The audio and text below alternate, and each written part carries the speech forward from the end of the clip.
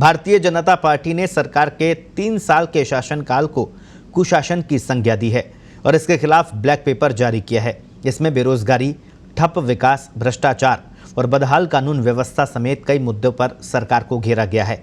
साथ ही पूरे प्रदेश भर में आक्रोश रैली के जरिए सरकार पर हमला बोला जाएगा।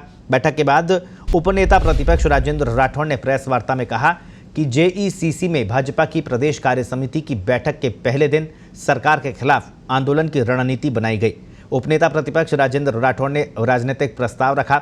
इस प्रस्ताव में पार्टी ने केंद्र सरकार की ओर से सामाजिक सुरक्षा, आंतरिक और बाह्य सुरक्षा, कृषि, आर्थिक स्वावलंबन, पर्यावरण, सांस्कृतिक मूल्यों को लेकर किए गए काम के लिए धन्यवाद दिया। पार्टी ने टीकाकरण अभियान के लिए प्रधानमंत्री नरेंद्र मोदी को भी धन्यवाद दिया। भाजपा ने राजनीतिक प्रस्ताव में कांग्रेस सरकार की आलोचना की है।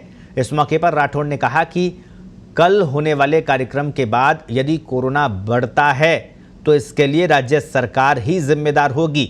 सत्ता में बैठे लोगों की जिम्मेदारी है कि वो कोरोना प्रोटोकॉल में आवश्यकता समझते तो गाइडलाइन में परिवर्तन कर देते और ऐसा किया जाता तो निश्चित तौर पर बीजेपी अपने कार्यक्रम को उसी हिसाब से तय करती। तो उपनेता प्रतिपक्ष राजेंद्र राठौड़ किस तरह से महामारी को लेकर भी राजनीतिक बयानबाजी उनकी यहाँ साफ तौर पर देखी जा रही है और खुद के जो भीड़ जुटाने वाले कार्यक्रम का ठीकरा कैसे वो प्रदेश की सरकार पर फोड़ते नजर आ रहे हैं, इसकी बानगी आज उन्होंने ये कहकर साबित कर दी कि कल के कार्यक्रम के बाद अगर कोरोना महामारी फैलती है तो इसके लिए गहलोत सरकार जिम्मेदार होगी, क्योंकि गहलोत सरकार ने गाइडलाइन नहीं बनाई है।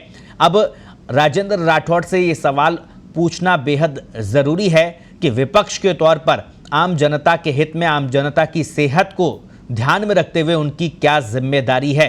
क्या उनकी जिम्मेदारी नहीं है कि आम जनता की सेहत की परवाह की जाए? तो ये एक बड़ा सवाल है, क्योंकि भारतीय जनता पार्टी की प्रदेश कार्य समिति की बैठक में कल गृहमंत्री अमित शाह संबोधित करेंगे और कल करीब 40 से 50 हज़ार लोगों की भीड़ जुटाने की तैयारी प्रदेश भाजपा की ओर से की गई है और उससे पहले ही विस्फोट के लिए वो गहलोत सरकार को जिम्मेदार ठहरा रहे हैं। तो ये एक बड़ा सवाल इस पर उठता है। सरकार जिसको चिंता है सवाई माधोपुर में कैटरीना कैफ और विकी कौशल की शादी के लिए सरकार के एसपी और सरकार के जिला कलेक्टर यहाँ के मंत्री की कहने पर बैठक करें, उनकी सुरक्षा की चिंता करे और सारी सरकार कैटरीना कैफ की चिंता करे, बाकी सरकार आम आदमियों की चिंता नहीं करे।